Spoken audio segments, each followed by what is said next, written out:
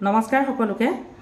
মাজে মাজে মই কিছুমান ডায়লগ দি থাকোঁ, কিন্তু কিছুমান মানুহে বেয়া পায়, কিছুমান মানুহে সঁহাৰি জনায়। যেই নহওক একো নাই বাৰু।